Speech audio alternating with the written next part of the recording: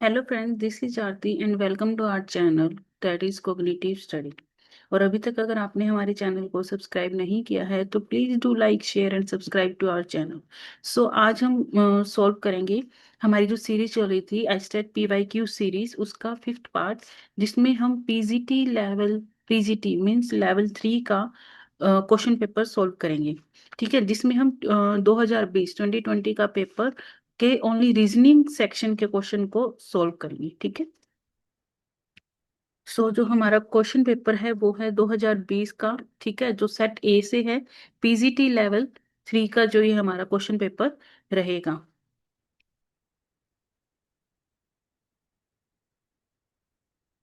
सो हम देखते हैं इसमें जो फर्स्ट क्वेश्चन है हमारा, वो है कोडिंग एंड डिकोडिंग से।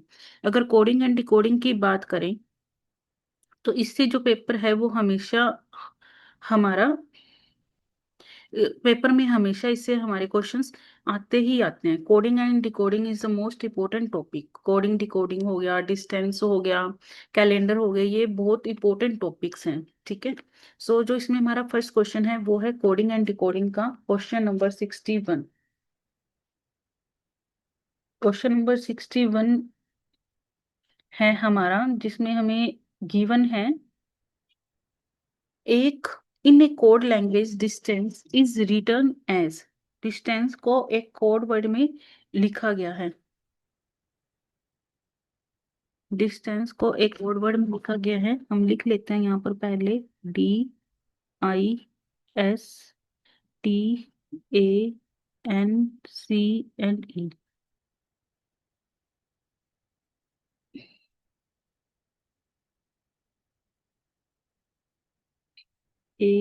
ANCNE। ठीक है, जिसको कोड वर्ड में लिखा गया है IDTATOENC। अब हम इसके सीक्वेंस नंबर लिख देते हैं कि ये अल्फाबेट्स कौन कौन से नंबर पर आते हैं। तो डी हमारा आता है 4 नंबर पर, आई आता है 9 नंबर पर, और एस कितने नंबर पर आता है हमारा 19 नंबर पर, टी आता है 20 पर, ए आता है 1 पर, एन आता है 14 पर, सी आता है 3 पर और ई आता है 5 पर। आई आता है हमारा 9 पर, डी आता है 4 पर, टी आता है 20 पर, ए आता है हमारा 1 पर, टी आता है 20 पर, ओ आता है हमारा 15 पर, और ई 5 पर, और ई सी कितने पर आता है हमारा 3 पर। अगर हम इस क्वेश्चन के सीक्वेंस को समझे तो इस क्वेश्चन में हमें क्या गिवन है कि अगर हम इसका इसके साथ रिलेशन देखें तो यहाँ पर कितना हो रहा है +5, और यहाँ पर 9 से 4 हो रहा है, मतलब -5 हो रहा है। लेकिन यहाँ पर क्या हो रहा है +1, फिर -1। अब यहाँ पर हमारा हो रहा है +19, लेकिन यहाँ पर +1 हो रहा है। इसका मतलब ये वाला जो सीक्वेंस है वो हमारा इसमें फॉलो नहीं करता, तो हमें कोई और लॉजिक देखना पड़ेगा। तो अगर हम इसके लॉजिक को, इस सीरीज को ध्यान से देखें तो इस सीरीज में क्या हो रहा है, अगर हम इसके पार्टीशन करें,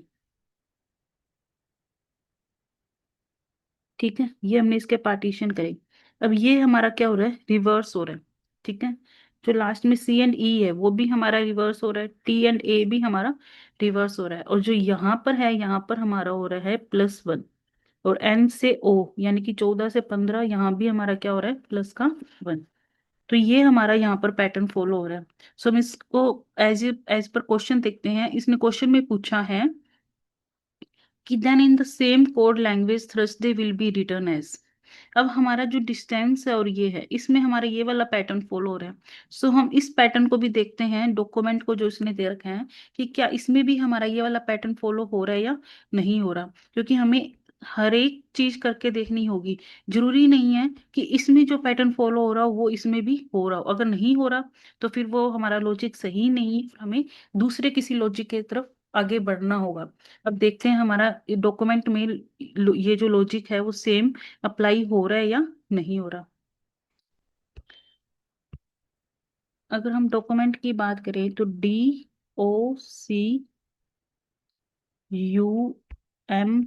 DOCUMENT। ठीक है, डॉक्यूमेंट, इसे कोड में दिया गया है ODDMUFTLN।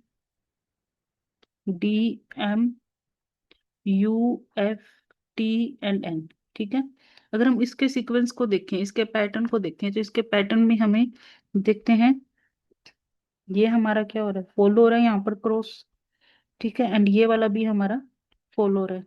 सी से डी बन रहा है मतलब प्लस का वन हो रहा है, और ई से एफ बन रहा है मतलब प्लस का वन हो रहा है, मतलब हमारा यहाँ पर ये जो सीक्वेंस है वो फॉलो हो रहा है।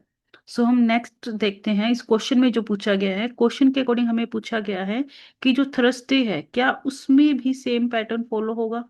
थर्सडे को फिर किस कोड में लिखा जाएगा। सो हम यहाँ पर थर्सडे लिख लेते हैं, THURSDANY। ठीक है, अब इसके पैटर्न को समझते हैं। पहले इसमें हम पार्टीशन कर लेते हैं, फर्स्ट दो, लास्ट दो एंड सेंटर के दो। ठीक है, इसका क्रॉस यहाँ पर हमारा क्या आएगा, HT। इसका क्रॉस पहले हमारा S आएगा और बाद में R आएगा। यहाँ क्रॉस पहले हमारा Y आएगा और फिर A आएगा। U में प्लस वन करें तो हमारा कितना आएगा, V। एंड D में प्लस वन करें तो हमारा यहाँ पर आएगा E। यहाँ पर हमने कितना किया है, प्लस का वन।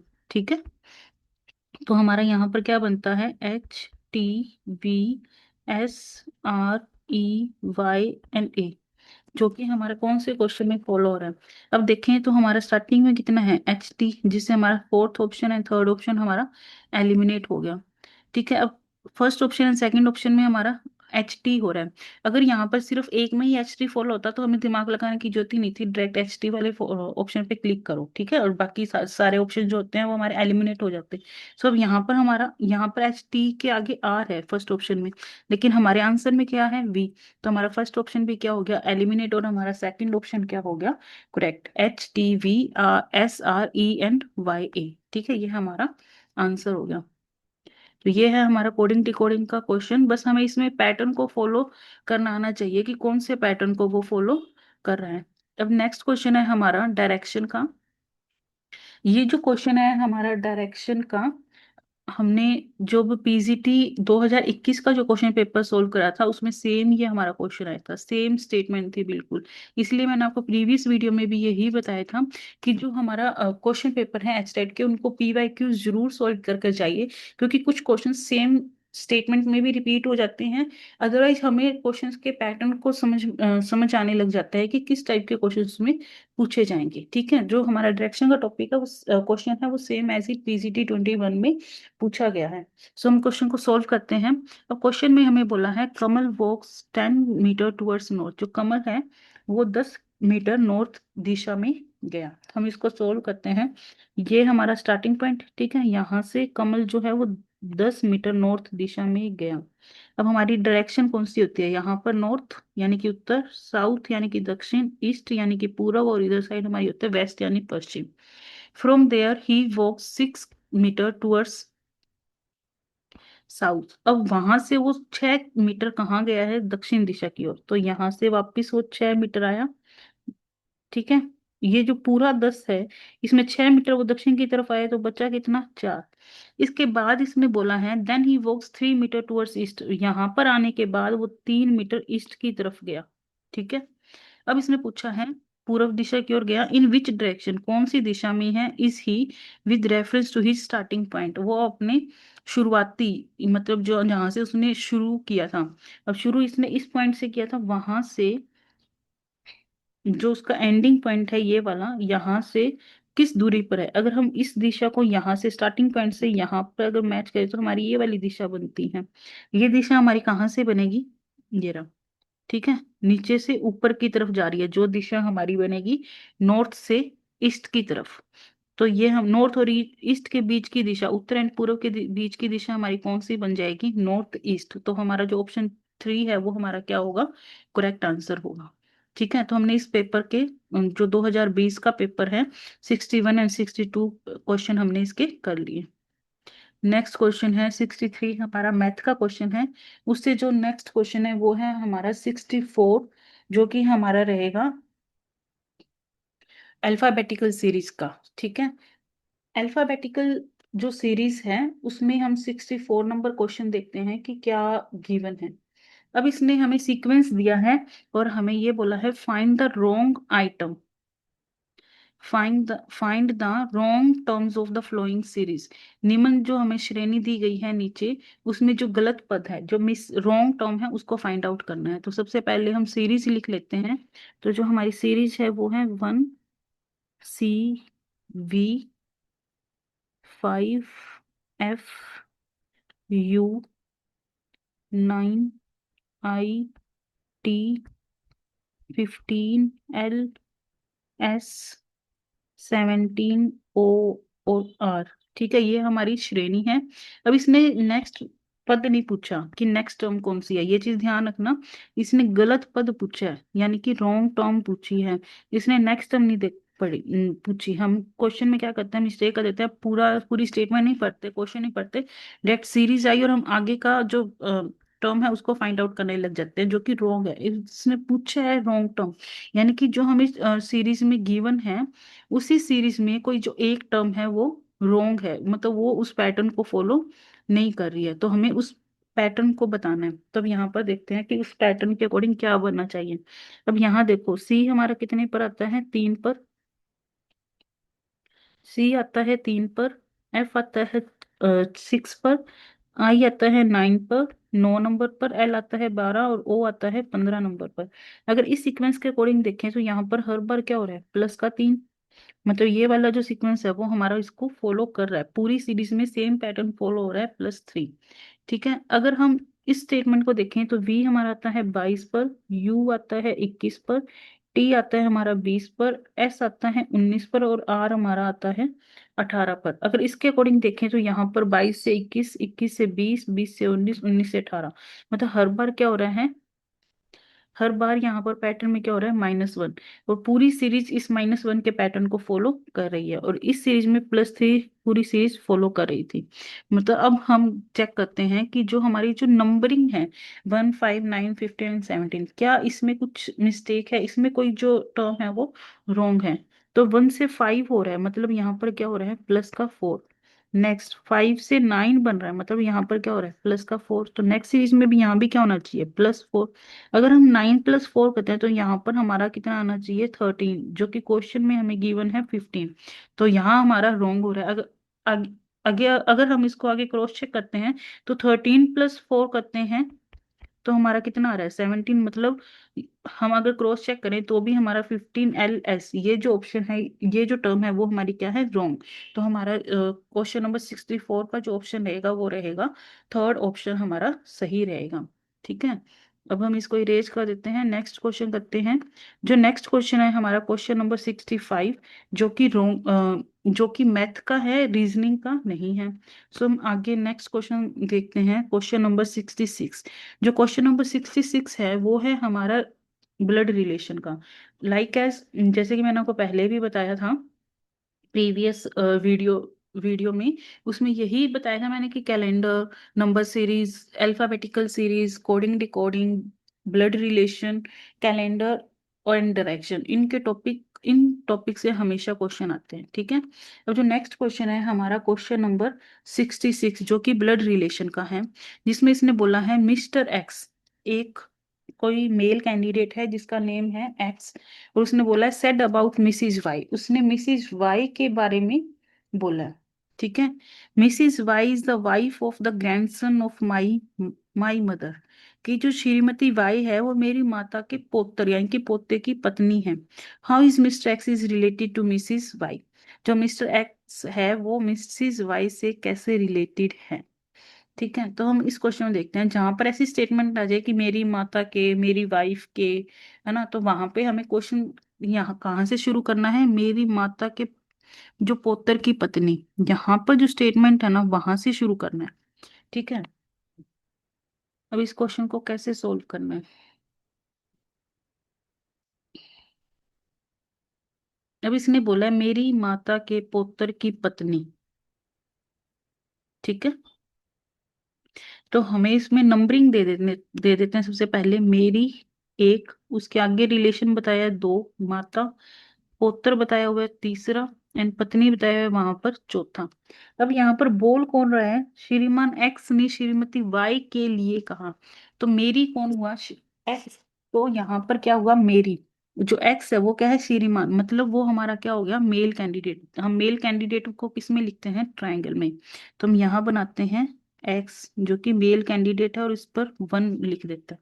अब इसने बोला मेरी माता, 2 नंबर पे लिखा और इसको सर्कल में बना दिया। क्यों? क्योंकि हम फीमेल कैंडिडेट को सर्कल में लिखते हैं। मेरी माता के पुत्र, जो मेरी माँ है उसका पोता कौन होगा, मेरा बेटा। तो उसका जो पुत्र है वो हो गया हमारा तीसरे नंबर पर, क्योंकि पुत्र क्या हो गया, पोता। मेल कैंडिडेट हो गया उसकी पत्नी, मतलब उसका, उसकी वाइफ, वो हमारा क्या हो गया, 4th नंबर पर। ठीक है, की पत्नी है। अब खत्म कहाँ पर हो रही है स्टेटमेंट, 4th नंबर पर।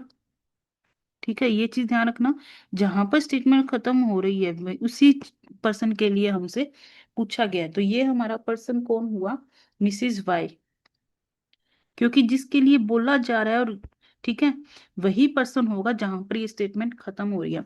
अब इसने बोला है कि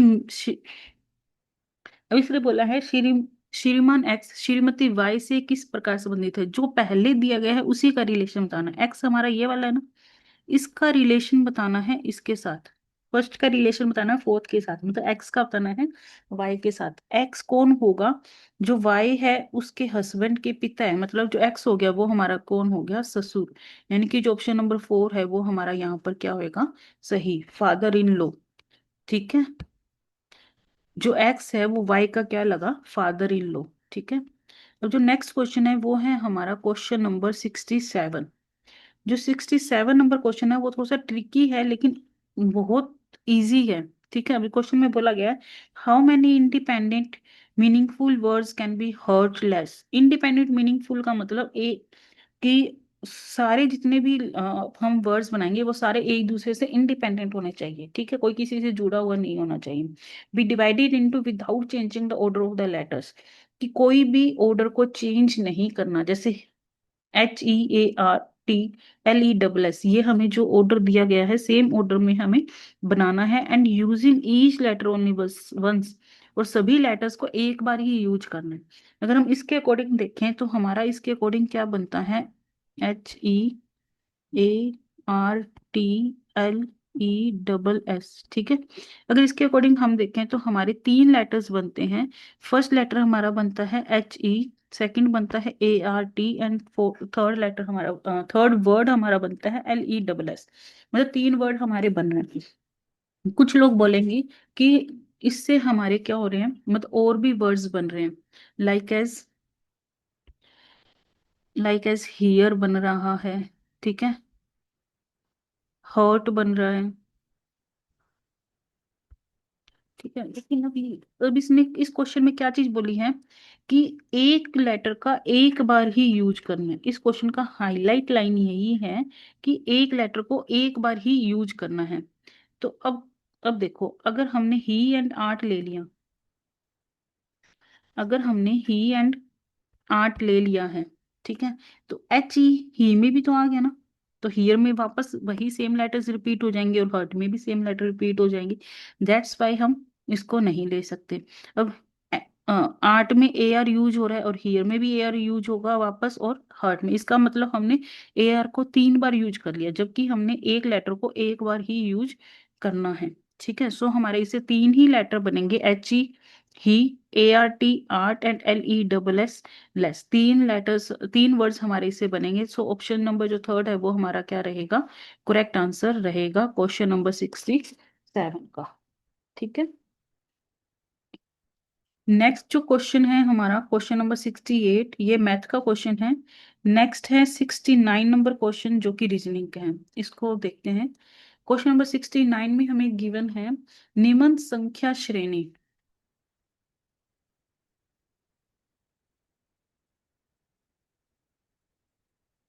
next terms of the following number series are. ठीक है, हमें एक सीरीज दी गई है और उसके नेक्स्ट टर्म बतानी है कि नेक्स्ट टर्म कौन सी है। ठीक है, सो इसको सॉल्व करते हैं। अब देखो, अगर हम इसको सॉल्व करते हैं तो इसके अकॉर्डिंग हमारा क्या है, अगर ये क्या हो गया,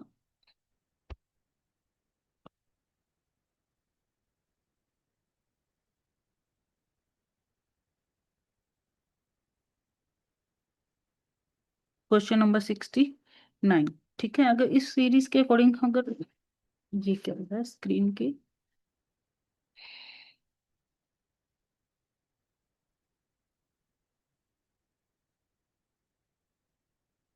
ठीक है, अगर इसके अकॉर्डिंग हम सीरीज को ऑब्जर्व करें, तो हमें सीरीज को ऑब्जर्व करने से पता चल रहा है कि 20 में से एक माइनस करें तो यहाँ पर कितना आता है 1। 20 में से एक बंद माइनस करें तो यहाँ पर हमारा आता है 19। उसमें से एक माइनस अगर हम करें तो यहाँ आता है 17। नेक्स्ट 17 माइनस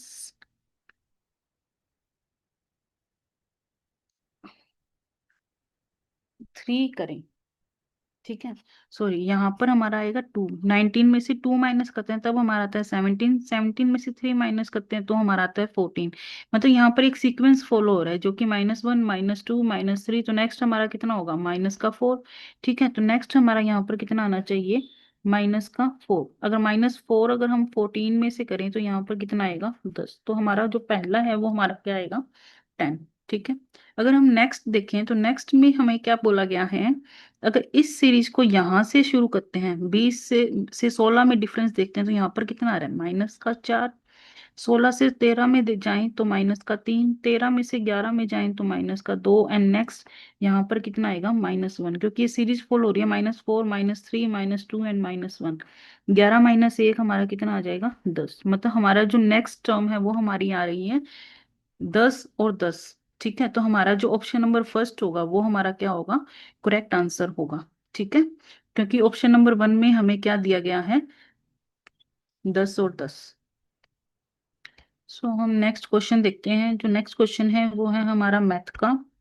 71 भी हमारा मैथ का क्वेश्चन है एंड 72 क्वेश्चन जो कि हमारा है।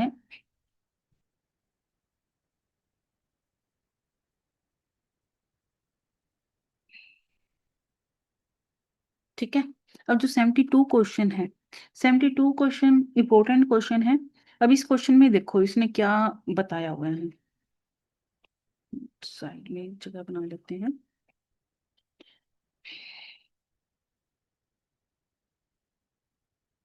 अब जो 72 क्वेश्चन है इसमें इसने बोला है A is elder to B. A बड़ा है किससे बी से। A is elder to B. A B से बड़ा है। ठीक है, अगर ए बी से बड़ा है तो इसका मतलब हमारा यहाँ पर क्या आएगी, जो फर्स्ट आएगी वो आएगी ए बी से बड़ा है तो ए ऊपर आएगा और बी नीचे आएगा। एक हमारी पॉसिबिलिटी ये होती है। ठीक है, नेक्स्ट इसने बोला है while C and D are elder to E. जो सी एंड डी है वो ई से बड़े हैं। अब इसने ये तो बोला कि सी एंड डी ई से बड़े हैं, लेकिन इसने ये नहीं बोला कि जो ई है वो सी एंड डी ऐसे लिखा जाएगा या डी बड़ा है सी से, वो नहीं बताया। लेकिन इसने ये बोला कि ई से सी एंड डी बड़े हैं। ठीक है, नेक्स्ट अगर देखें तो ई लाइज, मतलब ई जो है बिटवीन ए एंड सी। ई जो है वो ए एंड सी के बीच में है। जो ई है वो ए एंड सी के बीच में है, तो ऐसे भी लिखा जा सकता है और इसको ऐसे भी लिखा जा सकता है। ठीक है, बीच में हो गया, दो पॉसिबिलिटीज बनती है इसकी भी। नेक्स्ट है सी इज एल्डर टू बी। जो सी है वो बड़ा है किससे बी से। मतलब हमारी चारों लाइंस का हमने ड्रॉ कर लिया कि क्या क्या पॉसिबिलिटीज हो सकते हैं। Then which of the following statements is necessarily true. मतलब जो नीचे हमारे चार ऑप्शन दिए गए हैं उनमें से कौन सी जो स्टेटमेंट है वो सत्य है या ट्रू है। अगर अब हम क्वेश्चन को सॉल्व करें तो अब इस क्वेश्चन में इसने बोला है कि ई जो है वो ए और सी के बीच में है। तो ई ए और सी के बीच में है तो यहाँ पर ऐसे भी तो हो सकता है ए और यहाँ पर सी। जरूरी नहीं है कि ई के ऊपर भी एक और नीचे भी एक हो, दो दो भी तो हो सकते हैं। तो यहाँ ये भी तो हो सकता है ई ऊपर सी हो और नीचे ए हो। ठीक है, और यहाँ पर एक एक स्पेस हमारा फ्री हुआ। अब इसने बोला है अगर हम एक एक ऑप्शन को एलिमिनेट करते चलेंगे। अब इसने क्या बोला है कि जो सी ए है वो बड़ा है बी से। अगर मैं इस ए के नीचे बी लगा दूं तो यहाँ पर हमारे टोटल पर्सन कितने हो गए 6। 1 2 3 4 5 एंड 6, लेकिन हमारे हमारे पास टोटल जो पर्सन है वो है 5। अब यहाँ पर 6 हो गया और हमें बी को यहीं लगाना होगा तो बी के लिए हमारे पास कोई भी पोजीशन नहीं बनी, क्योंकि बी बी से जो ए है वो बड़ा है तो बी हमेशा नीचे आएगा, तो हमारा ये वाली जो पॉसिबिलिटी है वो हमारी क्या हो गई, कैंसिल। ठीक है। सो हम नेक्स्ट पॉसिबिलिटी देखते हैं।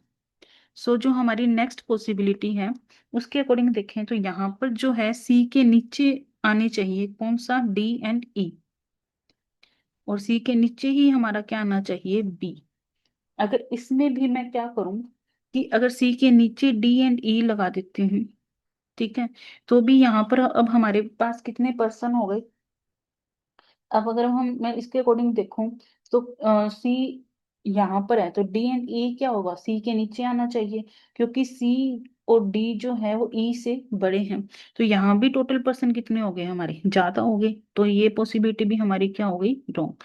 तो मैं इन दोनों पॉसिबिलिटीज को क्या कर देती हूँ, इरेज कर देती हूँ। अब देखते हैं फर्स्ट एंड सेकंड पॉसिबिलिटी में हमारा कौन सा करेक्ट होगा। ठीक है, यहाँ पर इसके दो स्पेस खाली।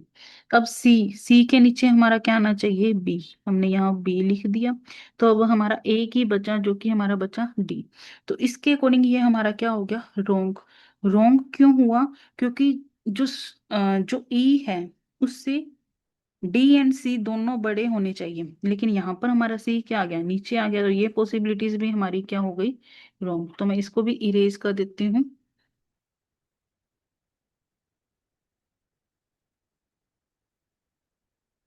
ठीक है। अब इस पॉसिबिलिटी को चेक करते हैं। इस पॉसिबिलिटी के अकॉर्डिंग ए के नीचे हमारा क्या आना चाहिए, बी, क्योंकि ए बी से बड़ा है, और ऊपर क्या आना चाहिए, डी। जो बच गया उसे हमने क्या लिखा, ऊपर लिख दिया। अब इसके अकॉर्डिंग हमारी ये भी कंडीशन फुलफिल हो रही है, ए बी से बड़ा है, सी बी से बड़ा है, ये पोजीशन भी फुलफिल हो रही है, और इसने बोला है ई से दोनों ही बड़े होने चाहिए, सी एंड डी, लेकिन सी एंड डी की पोजीशन नहीं बताई, तो हम डी एंड सी ऐसे भी लिख सकते हैं, लेकिन ये है तो ई से बड़े। ठीक है, तो हमारा ये वाली जो पोजीशन है वो पॉसिबिलिटी है ये क्या हो रही है, फॉलो हो रही है।